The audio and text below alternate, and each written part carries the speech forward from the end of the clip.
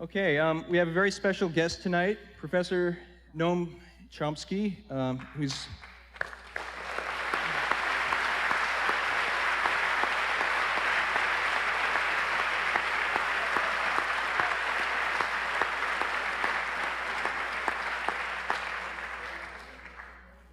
Professor Chomsky.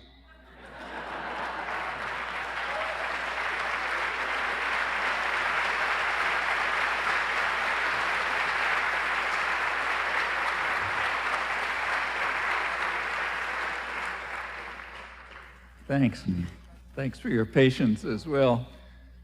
Well, I don't know if the title that was sent to me was also announced, but if it was, you'll have noticed that it covers about every imaginable base, so I guess I can talk about anything. What I'd like to do is to say a few words about where I think the United States is going, or to be more accurate, where it's being driven by quite deliberate and conscious social policy, taking advantage of significant changes that have occurred in the international economy and the global system during the past 20, 25 years. I'm going to keep to the United States, but the comments that I want to make extend in various degrees to other rich societies, the societies that commonly indulge in the self-adulation that's one of the prerogatives of power, but occasionally are described accurately, very occasionally. For example, once by Winston Churchill, at the height of British imperial power, right before the First World War, when he, we got a little background, he was speaking to the British cabinet, and he pointed out, calling for rearmament, and he said, "We have got all we want in territory and wish only to be left alone in unmolested enjoyment of vast and splendid possessions, mainly acquired by violence, largely maintained by force." And then he says, "This often seems less reasonable to others than it does to us," for some reason, which means that various measures have to be taken to teach reasonableness. Well, Churchill was alert enough to realize that that's not for the public ears, so that was a secret cabinet meeting. And when parts of it did reach the public about 20 years later, it was carefully sanitized, but has emerged 75 years later in released documents. And maybe if one were to explore documents more carefully, you might even find some accurate descriptions in our internal record. What seemed unreasonable to others also seemed quite unreasonable to more humane people in Imperial England, some of them quite well known. For example, Adam Smith, 200 years ago, 1776, who denounced what he called the savage injustice of the Europeans, who were then devastating much of the world, and in fact creating the first world, third world division that exists today, and doing it with ample savagery, as Adam Smith understood and as he condemned. And he also understood something else that Churchill didn't mention in these remarks, namely that there's a domestic analog. That is, the we who want to enjoy their vast and splendid possessions were not the people of England or the people of France or America or others, but rather a sector among them.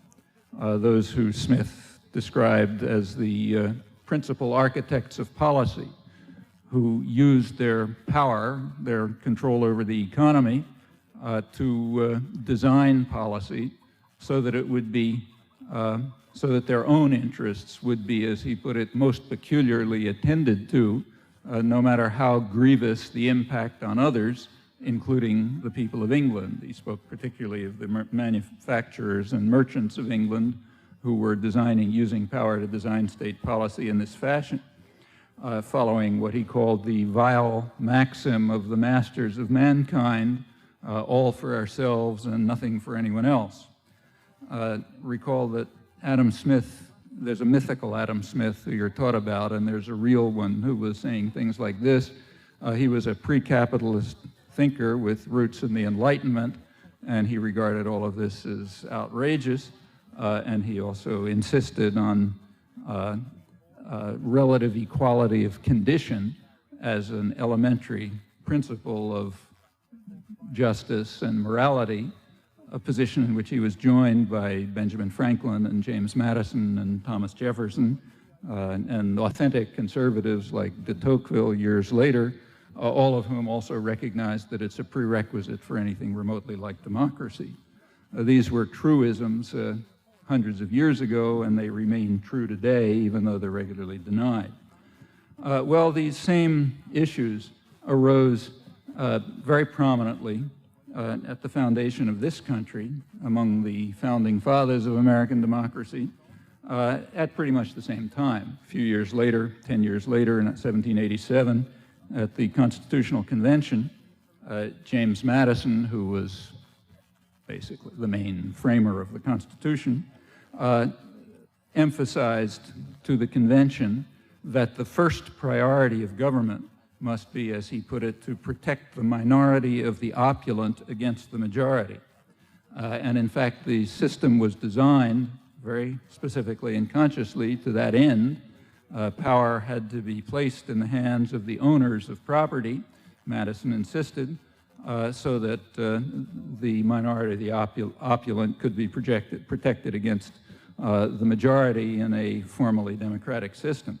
That's the way it was designed, and that's the way it remained.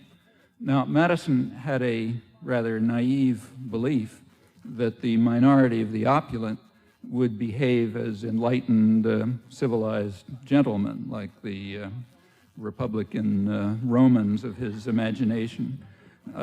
Imagination, I stress. But he soon discovered that that reality was pretty far from, the reality was quite different. And within a few years, seeing what had happened, Madison deplored what he called the daring depravity of the times as the wealthy came to use their control of government exactly as Adam Smith had described. To put it in, well, using Madison's own words, he said, "The stock jobbers are becoming the Praetorian band of government, at once its tool and its tyrant, bribed by its largesses and overawing it by its clamors and combinations." Earlier in this century, the same thought was put more simply by America's leading social philosopher, John Dewey, who pointed out that politics is the shadow cast by big business over society, and as long as the substance isn't changed, attenuation of the shadow, changes at the margins, will be useful but limited. Let me stress that these are truisms. They've been truisms for 200 years, and they're truisms that are well to bear in mind. Well, these struggles between the minority of the opulent and the majority, which were well understood 200 years ago by leading thinkers who we're supposed to revere but not read, they remain the leading themes of history. And it's worth, I think it's pertinent today to remember how they've been played out over the years. Obviously, I can't run through that, but I'll mention a few points which I think are worth bearing in mind. In the mid-19th century, in the United States, there was a lively and vigorous independent labor press, mainly in places like not too far from here. In fact, the Lawrence and Lowell and the working class towns of northeastern United States where the Industrial Revolution was taking place. And indeed, that independent labor press remained for a long time. As late as the 1950s, there were still about 800 labor newspapers reaching about 30 million people. Later, that was the tail end. After that, they were wiped out by concentrations of corporate capital. And they're very interesting reading. The press was run by working people, by what they called factory girls, young women off the farms who were working in the Lowell mills, or artisans and mechanics. And they denounced what they called the new spirit of the age, gain wealth forgetting all but self. In other words, Smith's vile maxim. which they called a demeaning and a degrading doctrine that was destroying the revolutionary heritage of the United States, destroying democratic rights, destroying elementary human values, even destroying their surprisingly high cultural level of those days, all exactly as Adam Smith and James Madison and particularly Thomas Jefferson had warned would happen. Thanks. These conflicts, the conflict of ordinary people with the new spirit of the age, have continued right up until the present. There have been many victories for freedom and democracy and human rights. They have been gained by often quite bitter struggle, and there have been many periods of decline and defeat. And again, that cycle is well to remember. About 100 years ago, the famous radical artisan William Morris in England wrote, "I know that it is the received opinion that the competitive devil-take-the-hindmost system that now prevails is perfection, and therefore finality has been reached in it. But if history is really at an end in this devil-take-the-hindmost system, this vile system as he described it, then civilization will die." However, he went on to say that despite the opinion of learned men that history is at an end, all of history says that this is not so. The claims have been made before, unfortunately were false. And he was right. The struggle continued with victories and defeats. In the United States, the repression of working people was unusually violent and severe by international standards. It scandalized even the right-wing British and other European press. By the 1920s, the opulent minority again believed that history was at an end, that perfection was in sight in the United States, and that the vile maxim that Smith condemned could rule unchallenged. Woodrow Wilson's Red Scare, the end of World War I, had pretty much demolished and destroyed the union movement, the labor movement, had undermined independent thought, and it had established an era of business dominance that was expected at that time to be permanent. Working people had no power and very little hope at the peak of the automobile boom of the 1920s, the big industrial development. Any rights that they had were at the tolerance of employers, one foreign visitor observed with some amazement comparing the United States with comparable countries. The leading labor historian in the United States, Yale University professor David Montgomery, comments correctly that modern America was created over the protests of its working people, vigorous and outspoken protests and fierce struggles, as he puts it, with hard-won victories, but also periods of forced accommodation to a most undemocratic America, notably in the 1920s. Well, again, the predictions of the end of history were proven wrong. Within a few years, popular struggles had considerably extended human rights and democracy, even gaining for working people in the United States the rights that they had achieved decades earlier throughout most of the industrial world in Europe, Australia, and elsewhere. Well, the achievement of those rights during the 30s, in the struggles of the 30s, that gave rise very quickly to new conflicts as the minority of the opulent sought to contain these achievements. In fact, the achievement of what had long been regarded as ordinary rights for working people in the 1930s, the achievement of that in the United States set off real fury in the organized business community. The National Association of Manufacturers reacted by warning of what it called the hazard-facing industrialists in the rising political power of the masses. Incidentally, if that terminology surprises you and sounds like a Maoist text, you have to remember that the business community is vulgar Marxist, as is the government, just with the values reversed. And that kind of terminology about the rising political power of the masses and all that sort of thing is perfectly standard in government documents and business press. They see themselves as fighting a vicious class war and always have. The evidence on that is overwhelming. Well, they warned that unless the thinking of the masses is redirected, we will be facing a disaster. And in fact, a serious counterattack was launched in the late 1930s.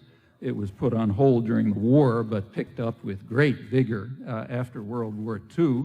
There was a quite spectacular campaign, propaganda and everything else, to try to overcome the rising political power of the masses and to save our preferred way of life, as business leaders put it. They described the task as continuing with the everlasting battle for the minds of men. We have to indoctrinate people with the capitalist story. We have 3 to 5 years, it was claimed, to save our American, what they called our American way of life against this rising political power of the masses. And a huge campaign was undertaken. The scale of it is pretty spectacular. By the early 1950s, about 1/3 of the materials in schools around the country were being provided by business as straight business propaganda. About 20 million people a week were watching propaganda films. The resources of the entertainment industry were mobilized to try to portray, there were several major goals. One was to portray unions as the enemy of the working people. On the waterfront, Marlon Brando's a famous example, honest working man stands up against tough union bosses and everyone ends up happy. To create a picture of harmony and Americanism, meaning the hardworking executive and the sober workman and the housewife busy taking care of the kids all together against these outsiders who are trying to cause disruption by organizing people and getting them to try to fight for their rights and so on and so forth. The campaign was extraordinary in scale. It targeted the churches, the schools, the universities, even recreational programs to win the everlasting battle for the minds of men and to indoctrinate people with the capitalist story, and to try to get one crucial part of it, which has a lot of resonance today, is to try to get people to hate the government. There's a good reason for that. The government, whatever you think of, even though the business knew as well as anybody that government is the shadow cast by big business over society, nevertheless, government has a fatal flaw that corporate power doesn't have. In principle, it's possible for people to participate in it and to influence it. In contrast, corporations are private tyrannies. They're totalitarian in structure, they're unaccountable, and there's no way for the population to become involved in their decisions or even to know what they are. Government, however well controlled by the substance behind the shadow, has the flaw that it is potentially democratic. And therefore it makes good sense to try to direct people's hatred and anger and fear and so on against government, and to keep the shadow, the substance behind it, very well hidden. That is the main theme of the massive propaganda to which people are subjected from every point of view, and the end result is the mood that's called anti-politics. If you're angry, and you have good reasons to be angry for most of the population, directed against the government, not against the Fortune 500. Just pay attention to the shadow, not the substance. That and the attack on efforts of people to organize and to realize the potential rising political power of the masses, those are the major themes of very spectacular propaganda campaigns. There's actually some pretty good scholarly work that's just come out in the last couple of years on these topics, and I thought I knew something about it, but it's pretty remarkable to see what the scale was and the self-consciousness. Well, that had its effects. We're, again, now in one of those periods when the end of history is being predicted once again. We're in the midst of an era of a kind of rollback, a very vigorous attack on freedom and human rights and democratic values, and even an attack on markets, contrary to what's being claimed. And it's well to bear in mind the lessons of history, which are rich and valuable. The utopia of the masters, guided by the vile maxim That's been proclaimed over and over again, always wrongly, because people have always found ways to get together and to struggle for decent human values. And there's no reason to believe today that civilization will die, and that what Madison called the depravity of the times will be permanent. Again, a good look at history shows that things aren't all that different than they've been before, and the hopes that were realized before can be again. Well, another accurate description of the rich countries, the so-called developed world, can be read alongside of Churchill's, was given a couple of weeks ago by Carol Bellamy. She's the new director of UNICEF, an American, of course, appointed as usual under quite considerable strong U.S. pressure. But she released the latest UNICEF annual report on the state of the world's children, in which she concluded, the report concluded, that 13 million children die every year from malnutrition and easily treatable diseases. That's up from about 11 million a few years ago. These are lives that could be saved with pennies of aid. The report went on to say that tens of millions of children could be saved from mental retardation and physical disaster at a cost that they estimate at 5 cents per person per year in the rich countries. Well, that wasn't reported in the national press. However, the press did report that on the same day, Congress had called for a cut of 1/3 in the U.S. funds for UN agencies, including UNICEF. So maybe if we're lucky, that can go up to maybe 20 million a year in another year or two. And also call it for terminating, or mostly eliminating, foreign aid.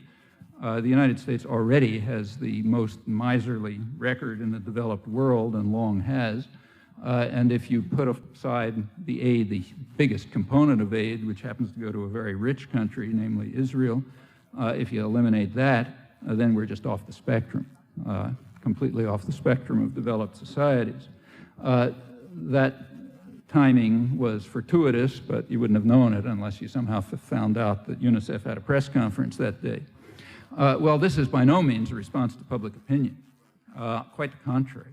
Public opinion continues to show what the pollsters point out are strong majorities, not only in favor of foreign aid, if it reaches the poor, but of even for increased strong majorities in favor of increased taxes for more foreign aid that reaches the poor. This is only one example of a very consistent pattern in the last couple of months, that the allegedly poll-driven policies that are being undertaken are radically opposed to the opinions of the general population. But they are favored by the minority of the opulent, and therefore they are being put through. And if you look just at the headlines, you'll think that the public supports them. That's true in case after case, in fact, almost without exception. Take the biggest case, the balanced budget efforts. The headlines repeatedly tell you, yeah, people strongly in favor of a balanced budget, we have to push that through. Well, there's a sense in that in which that's true. If you ask people, would you like to have a balanced budget? People would say, sure, me too. So you get very high numbers in support of a balanced budget. If you ask people, would you like to have all your household debts canceled by magic? They'd say, yeah, terrific. So people are in favor of canceling household debts. On the other hand, if you go down below the headline and you look at the data and you ask the sensible question, which is down there maybe somewhere at the end of the column, or maybe not, if you ask people, do you want a balanced budget if it's going to mean cuts in education or health or environmental protection and so on, then the figures go down to like 20% in favor, or maybe 25% in favor. So in other words, there's overwhelming opposition to the only serious question. But that you're not supposed to notice. And since the minority, the opulent, are in favor of it as a technique of destroying even the quite limited, by comparative standards, quite limited welfare systems in the United States, it's being rammed through. And the same in case after case after case, if you look carefully. Well, again, there's a domestic analog to what UNICEF reported about the suffering of children throughout the world because of lack of pennies of aid. The domestic analog is right here. It's one aspect of the project that's now underway to try to turn the United States itself into a kind of a third world society.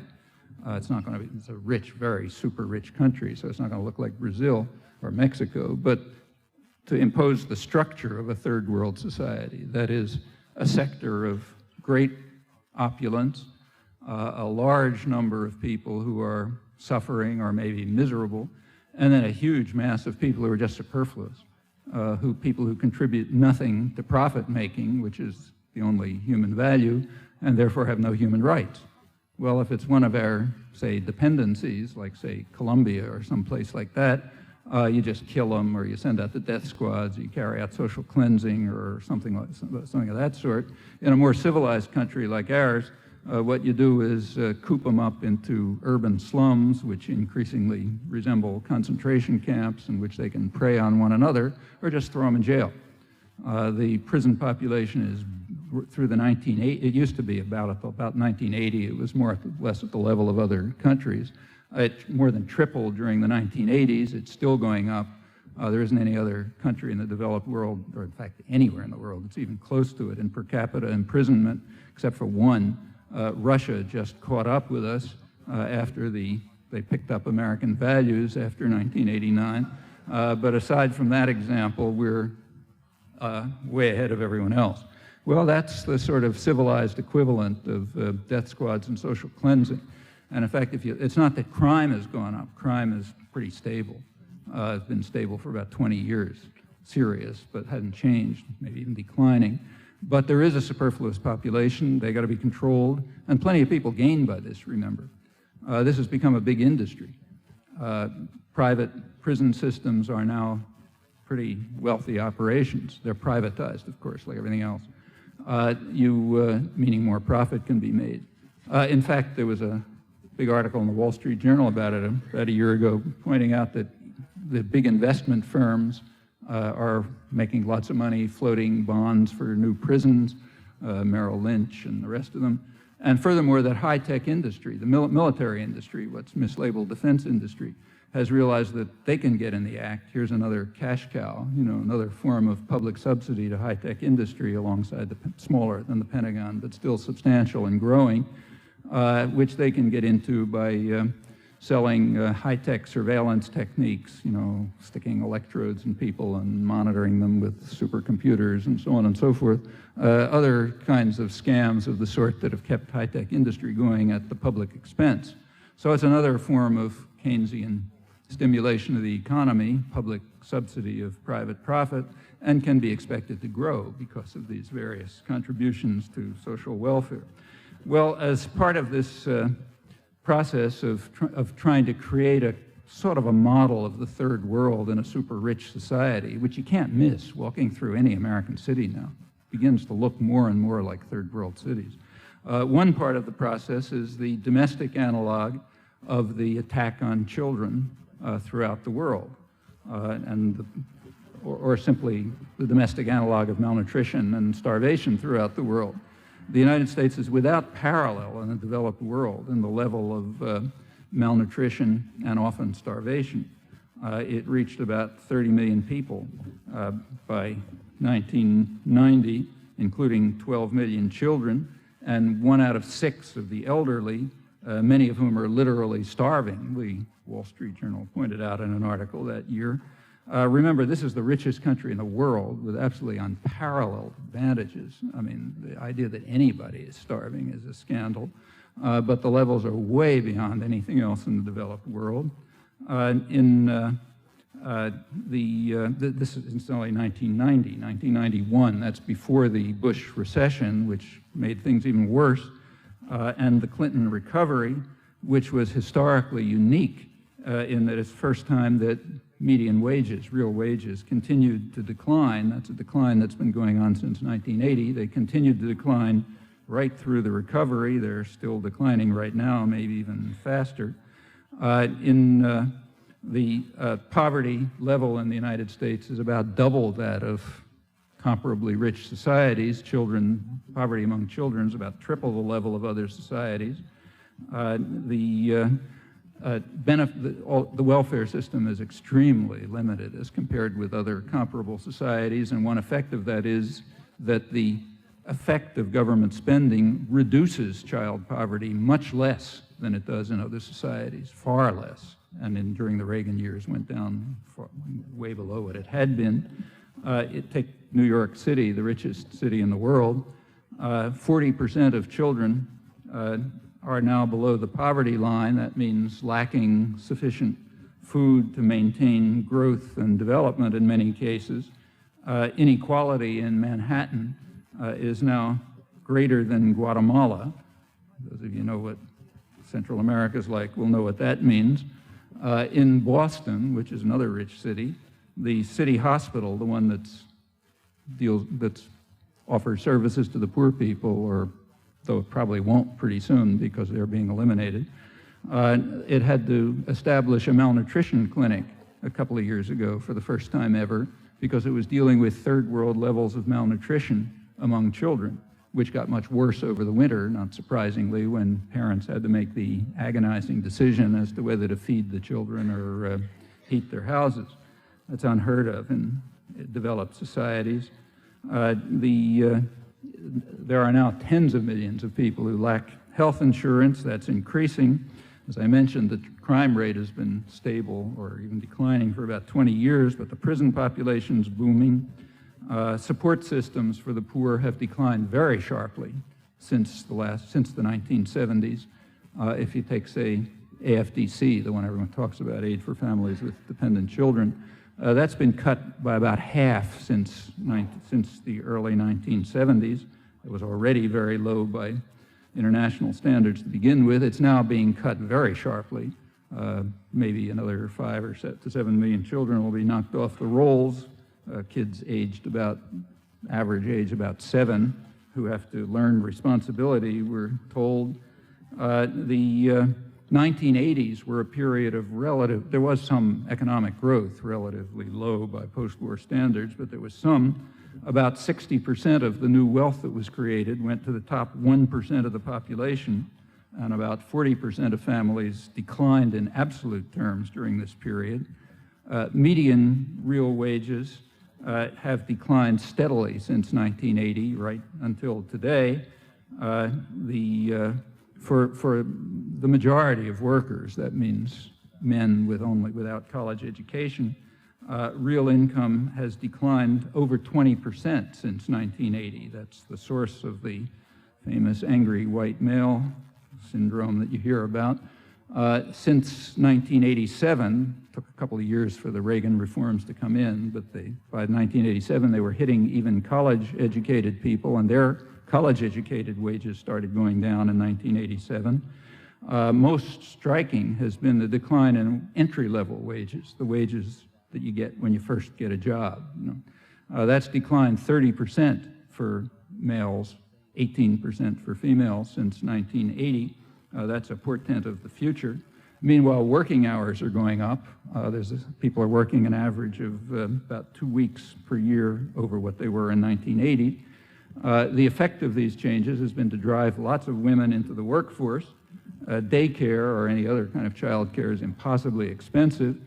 The United States does not have the support systems for parents that other countries have. So, for example, parental leave for childbirth is way lower than other countries. In fact, it's lower, just to give you an example, it's lower than the standards for plantation workers in Uganda at the moment. And remember, this is the richest country in the world. The effect of all of this is people are doing it simply because there's no other way to provide food for their kids. You want to provide food, you work 50-hour weeks, 2 parents. Otherwise, no way, with wages going down and benefits going down and working hours going up, and you have no choices because there's no unions. They've been destroyed, so there's no chance of organizing to react to this. And since there's no very limited daycare and other support system, kids are just left alone. One effect is that contact time between parents and children has declined about 40% in the last generation. That's substantial. High quality contact time even more. The kids are left alone. You get latchkey children, so-called television supervision, with the obvious effects, violence by children, against children, drug abuse, breakdown of families, and so on. It's no secret. All of this has been studied in detail, for example, in a recent UNICEF report written by a well-known American economist, Sylviane Hewlett, who compared the way in which the rich societies, it's called child neglect in rich societies, in which the rich societies were dealing with the problems that all faced since the 1970s. She found two quite different models, as an Anglo-American, what she called neglect-filled model, which has been a disaster for children and families, and a European-Japanese model, which, facing the same conditions, improved their already better circumstances considerably during the same period. This is a deliberate war against families and children, which has been, amazingly enough, carried out under the banner of family values and conservatism. That's a real tribute to the educated classes to be able to pull that one off, as is the fact that the studies of the topic, like the UNICEF study and others like it, are unreviewed, unmentionable. Try to find a mention of them. As far as I know, the only mention that exists is in an article of mine in Z Magazine on when the UNICEF study came out. They're just not part of the debate, because this is not the right thing to think about if you want to fight the everlasting battle to control the minds of men. Well, like I say, that's a tribute to the educated classes, the classes that we're parts of. The official story, which you hear over and over again, is that these are lean and mean times, and we all have to tighten our belts. That is total hogwash. The country is absolutely awash in capital. While median wages have been going down in the manner that I described, corporate salaries, for example, executive pay has risen 66% during the same period. Capital gains are up about the same amount, 66%. They now form about half the income of the top 1% of the population. Incidentally, if these new flat tax proposals that are being tossed about go through, that won't even be taxable, which means half of the income for the top 1% will be tax-free.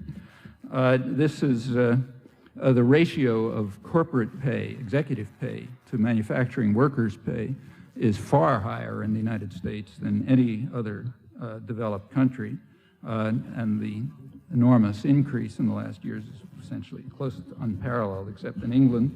The business press, of course, is totally euphoric about this. You don't read about lean and mean times in Business Week and Fortune and so on, or Financial Times. Quite the contrary, they're euphoric. They have headlines like Fortune a couple of weeks ago on why profits will keep booming. An lead article, which points out that in 1993, profits were dazzling despite, I'm quoting it, virtually stagnant sales and continuing decline of wages. 1994, they say, was even more splendid. It was the fourth straight year of double-digit profit growth, and they expect it to continue at least until 1996. Meanwhile, there's an annual study called The State of Working America, the main scholarly study of working people in the country, and it predicts, Michelle and Bernstein, that wages will continue their decline while profits continue this completely unprecedented growth. Earnings per share have doubled since 1991. Return on capital has more than doubled since 1980. It's not that business was without problems. So you can read a headline in Business Week saying, the problem now, what to do with all that cash, as surging profits are overflowing the coffers of corporate America and dividends are booming, thanks in large measure to profits from overseas operations. That's what's called working for Jobs for Americans when you listen to it. There's a well-oiled profit machine, another article says. They're reporting the first quarter of 1995, which had a 30% leap in profits, which is pretty spectacular, although they say less than the phenomenal 74% advance of the last quarter of 1994. The Fortune 500, which comes out every year with a big study of the top 500 corporations, this year, May 15th, was absolutely ecstatic. Profits, they said, were up a stunning, I'm quoting it, stunning 54% on a sales growth of 8% and employment growth of 2.6% and declining wages. It's one of the most profitable years ever for American business, and this series of increasing profit is unprecedented. The revenues of the Fortune 500, they say, now constitute 63% of total gross domestic product in the United States. That's more than Germany, more than the United Kingdom. In addition to that, there's huge control over the international economy. And so there's a degree of power over the international and domestic society in the hands of real totalitarian institutions. Because remember, these are private, unaccountable tyrannies that's, I think, without precedent. Hard to find a precedent for that, and it's going up. It's interesting to look at the particular cases. If you look at the Fortune 500 list, you'll find that some of the biggest increases are, one of the biggest increases in what they call sales is Manpower Incorporated. By sales, they mean selling people as temporary workers. They provide temporary replacement workers. Their sales increased 35%. Kelly, the next biggest one, not much less than that. Way up on the Fortune 500, one of the biggest employers now. The point of that is to make labor markets what are called flexible. If you study economics, you learn that it's good for labor markets to be flexible and to avoid market rigidities. Those are fancy words which mean that it's bad for the economy if people can go to sleep at night and with any confidence that they're going to have a job the next day. That is bad for something that's called economic health. That's another technical term which has nothing to do with the health of the economy, but has a lot to do with the health of the minority, the opulent. So labor markets are getting a lot more flexible, and they're eliminating rigidities like contracts and expectation of a job and that sort of thing, which we all know is terribly bad. Another one that another corporation, an interesting one that shot way up last year was Caterpillar. Profits up 46%, dividends up about the same amount. That's extremely important because right now in Decatur, Illinois, one of the most important labor actions of maybe all of American history, certainly modern American history, is going on. A major effort by three major corporations, Caterpillar, one British-owned multinational and a Japanese-owned multinational, to really destroy the last, what there is left of American industrial unions.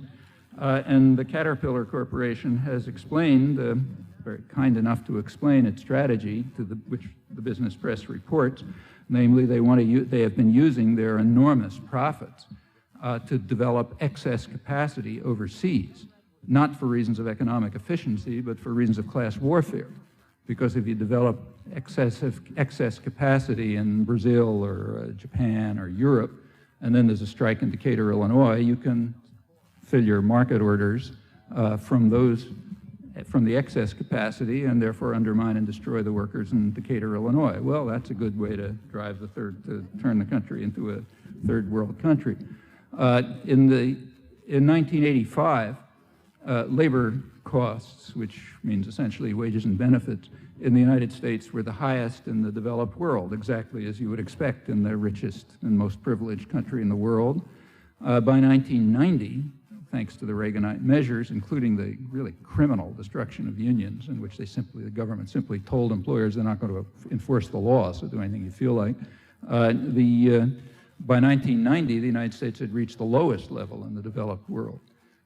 It was then passed by England in the competition to see who can crush working people most, and by 1992 it was second lowest in the developed world. It's one of the reasons Thatcher is so admired here. The Wall Street Journal had an article on that describing it as a welcome development of transcendent importance, which indeed it is for the minority, the opulent. The international business press has pointed out that international conditions offer new ways to achieve this. Not only can, say, General Motors either send or threaten to send production down to Mexico and Brazil and so on, but now they've got a new third world, or rather an old third world that has been returned to Western control, namely Eastern Europe. It's a good bit of what the Cold War was about. And now, of course, things in Eastern Europe are terrible, the press points out, but there was an article in Financial Times, which is the major international business press, called Green Shoots in Communism's Ruins, saying, well, you know, it's pretty rotten, but there's some green shoots, there's some good things. The green shoots turn out to be, as they put it, that with the economic reforms, so-called, the pauperization of workers and the unemployment has reached such high levels that Western corporations can now get workers in Eastern Europe at 10% the wages of the pampered Western workers, who will have to give up their luxurious lifestyles, as Business Week chimed in. Well, as I say, that tells you a lot about what the Cold War was about. Well, this is a picture of what's going on. There are no lean and mean times. There's plenty of capital. It's just being very highly concentrated in the right hands, the hands of the minority of the opulent. Well, what should we do in the face of these catastrophic consequences of contemporary state capitalism? The press has told us. So the New York Times, a little while back, had a front page story with a headline that read, New York is simply not wealthy enough to afford services to the general public.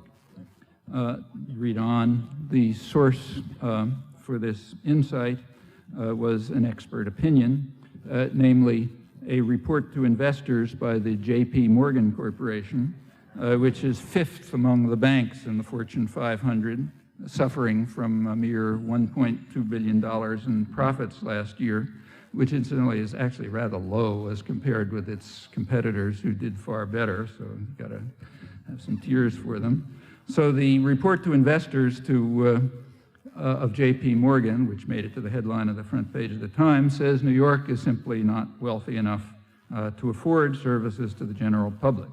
So what's the solution? Well, the solution is to cut taxes on the rich.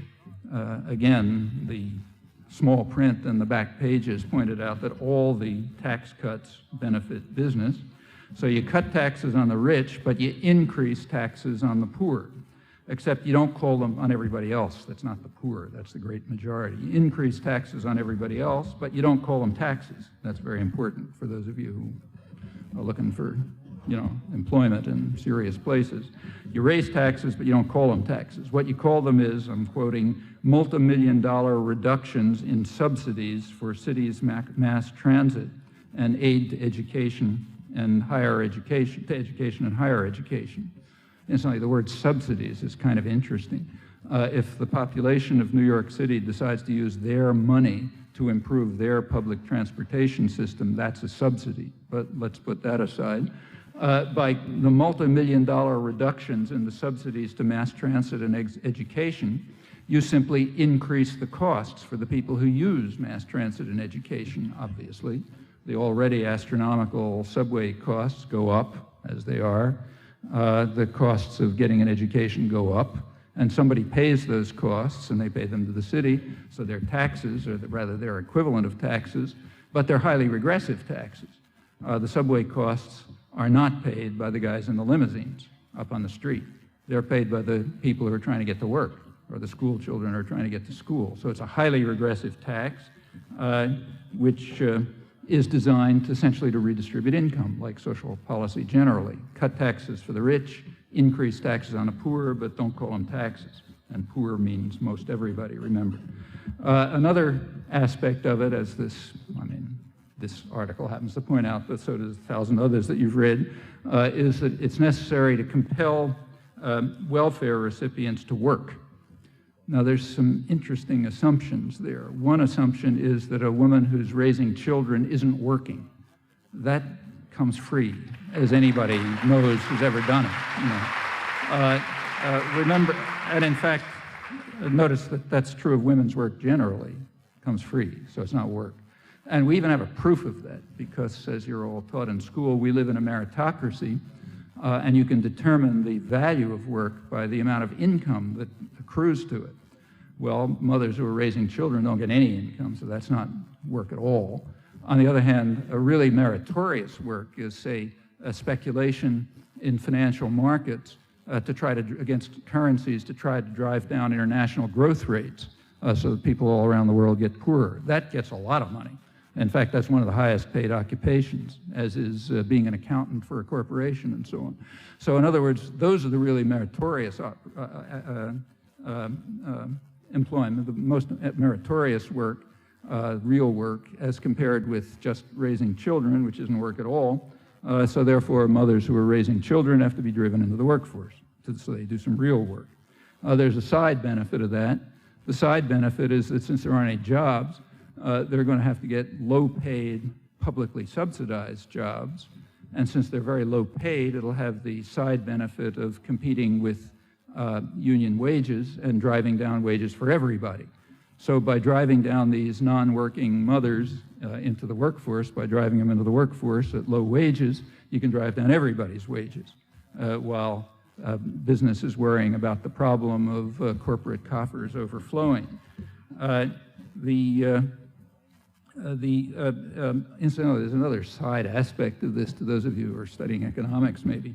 You notice there's a kind of odd contradiction internal to all of this, which somehow doesn't seem to bother anyone. We have to drive these women who are just raising children and not working, we have to drive them into the workforce because obviously it's unfair for them to, get paid for doing nothing. On the other hand, we have to keep the unemployment level high. That's a principle which is advocated by the very same people. This is what's called a natural rate of unemployment. It has to be kept around 6% according to the current theology, because if you don't keep it at 6%, maybe workers will be able to ask for higher wages and we'll have all sorts of tragedies like that. So on the one hand, you have to keep unemployment high.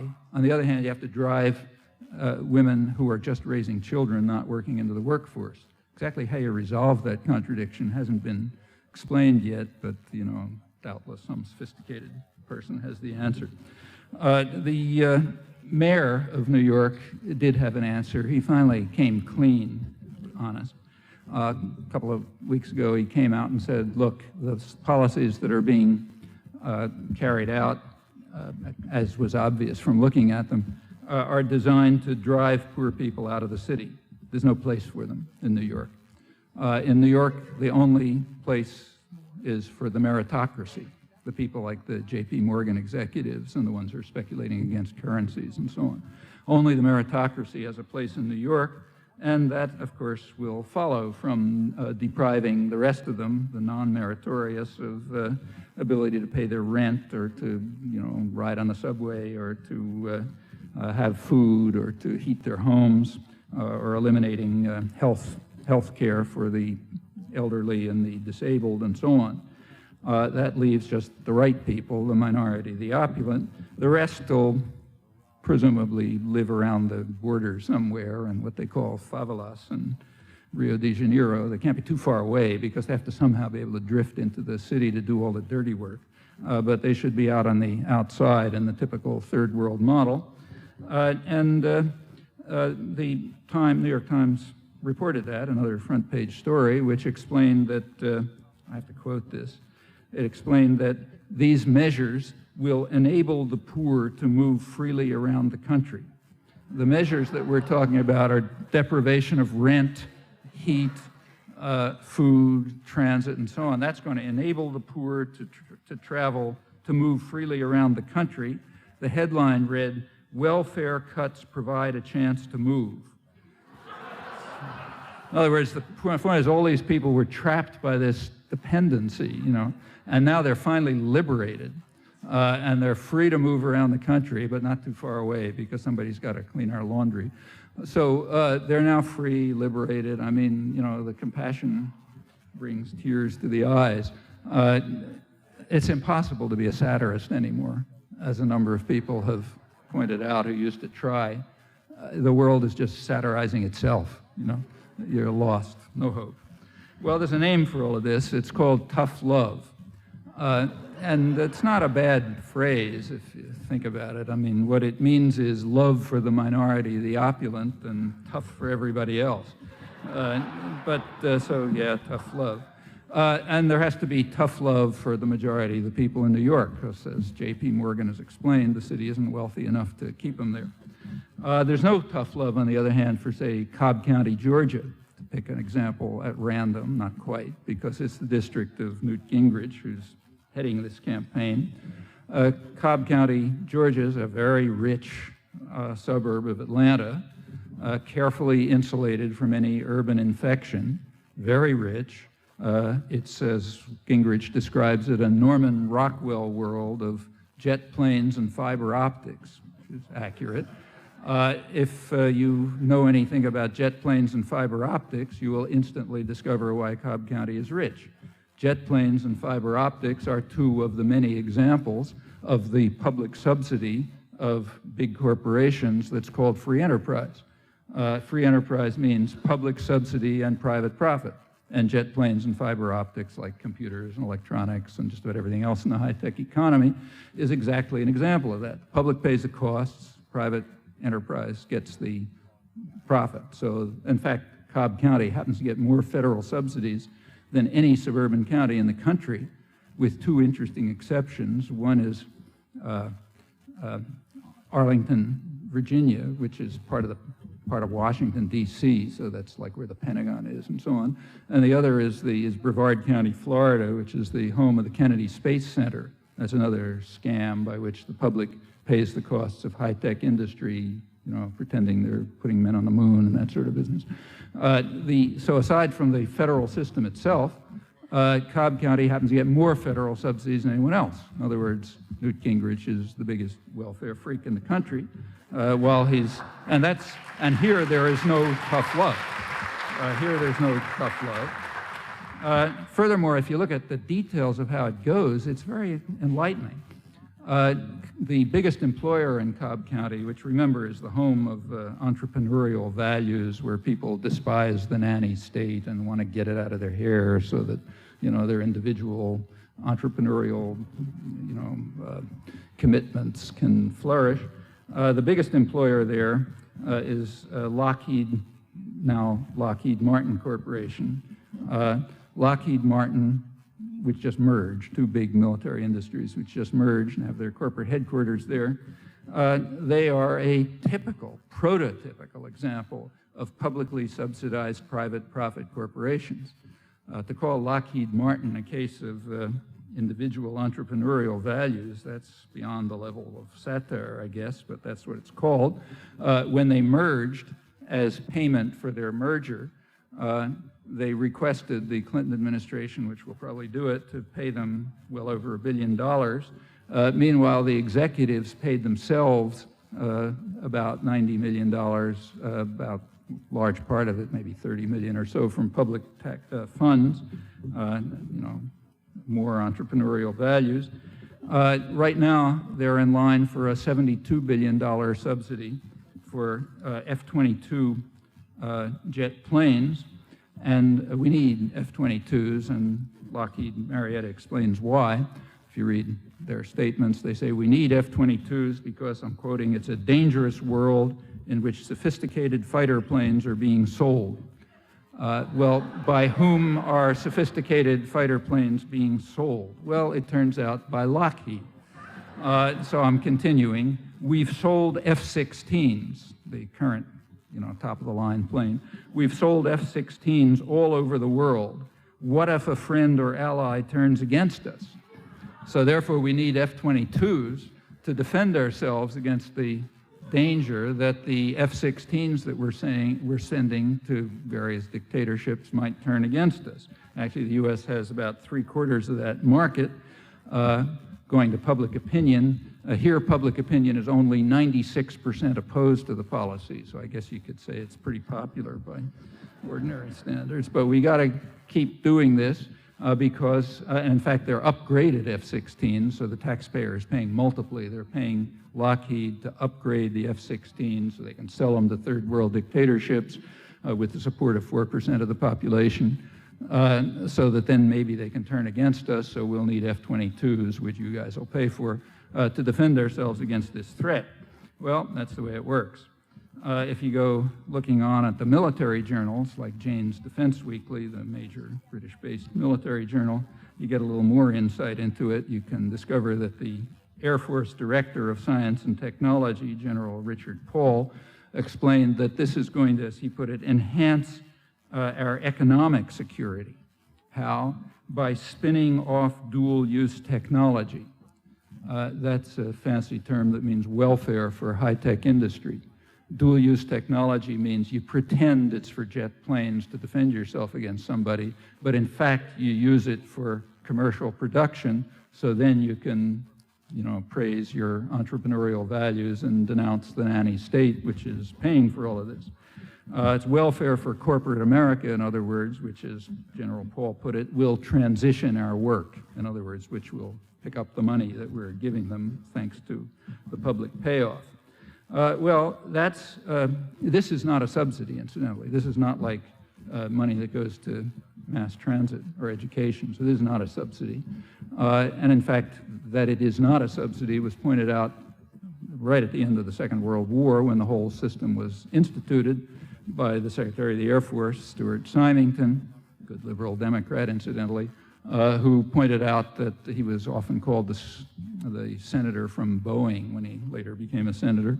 The Secretary of the Air Force recognized, as did the business community generally, that, well, as Fortune magazine put it, high-tech industry could not survive in an unsubsidized, competitive, free enterprise economy, and therefore the government has to step in to be the savior, but we must not, Symington went on to say, we should not call it subsidy, we should call it security.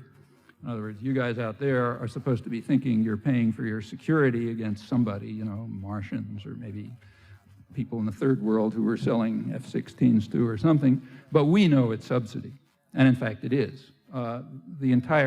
Virtually the entire functioning part of the advanced sector of the economy lives off that public subsidy. That's well known in the business community, not reported very much. You'll have to look pretty hard for it. It's not counted when people do talk about corporate welfare now and then, but they rarely, if ever, talk about the most serious part of it, which is this part by far. So that's not subsidy, that's security. And in fact, that's the main reason, in my opinion, why the Pentagon spending is staying very high. It's now not very far from average Cold War levels, about 15% below. It's actually higher in real terms than it was under Nixon. The Heritage Foundation, which is the big right-wing think tank that proposes the plans that the Gingrich Army implements, they recently came out with their new budget proposal, which is to cut everything that might help ordinary people, but to increase Pentagon spending, because they know perfectly well that the state sector of the economy is critically important as to put money into the pockets of the folks in Cobb County and others like them so they can rail against the nanny state and insist on tough love for other people. How about the public opinion on that? Same. Of all public spending, Pentagon spending has the lowest support. That is the greatest opposition. So therefore, that's the one that we got to increase, consistent with the rest of the relation between public policy and public attitudes. Well, tough love in this sense is kind of like free markets. Free markets have always meant pretty much what they mean now. It's always been you look through history, it's been a double-edged doctrine. What it means is market discipline for some people, poor people, for example, but plenty of protection for us, for the rich people. We get state protection, we get subsidy. That has always been the case. It's the case now. That's one of the reasons why the third world and the first world are so different, incidentally. They were pretty similar back in the 18th century, and now it's being brought home. So, yeah, market discipline for, mothers with children whose 7-year-old kids have to learn responsibility, but no market discipline for the corporate executives who have to have public funds poured into their pocket by various measures, the Pentagon system being the biggest of them. Well, this goes on, and it's getting late, so I won't give any more details, though there are plenty and they're interesting. But just to give an indication of how far it's gone and why the art of satire is unfortunately collapsing, let me just end by quoting a recent article in the Wall Street Journal, my favorite reading, in fact, with a lot of good news, incidentally, like the business press generally. They had an article with the headline, Congressional Republicans Call for Defunding the Left. A couple of weeks ago. So they're tired of all this public funds going into the pockets of radicals. The story went on to say Republicans take aim at left-leaning groups that get federal grants for assistance programs. Pretty bad stuff. Who are the left-leaning groups? The top one, by far, in the list was Catholic Charities. And if you look down at the explanation, the reason is that nuns and priests, many of whom work without pay, run programs to try to bring to help low-income heating and to run Head Start courses for Head Start programs for poor people. So so Catholic Charities, for that reason, is a left-leaning group, and we got to defund their radical agenda. The next on the list is the AARP, American Association of Retired People. And the reason why that radical group has to be defunded, they explain, is that it has programs, it sinks even this low, it has programs to help elderly Americans get jobs. Remember that there's another Wall Street Journal story which said 1 out of 6 of those elderly Americans is suffering from malnutrition, and many of them are, in their words, literally starving. But if somebody wants to try to help them get jobs, we got to defund these dangerous radicals. And it goes on like that. In fact, you get a pretty clear sense of who the left is.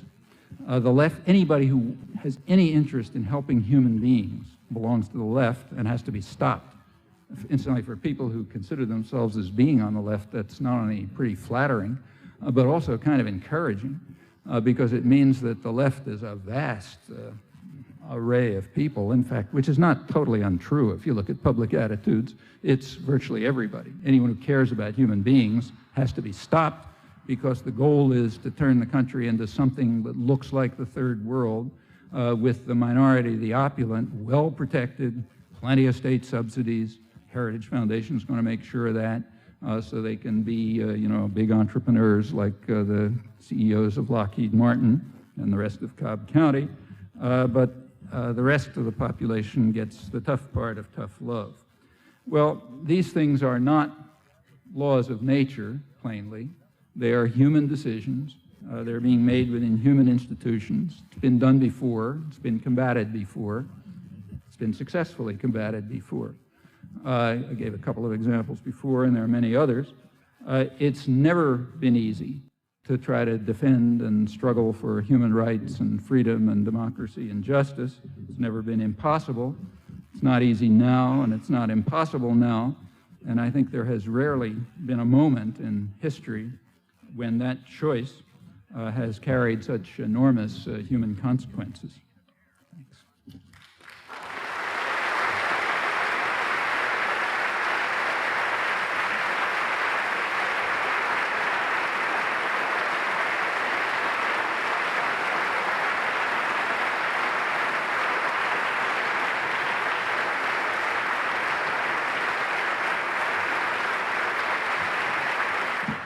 Professor Noam Chomsky has taught at MIT for the last 30 years. For a copy of this program, call 1-800-C-SPAN 90.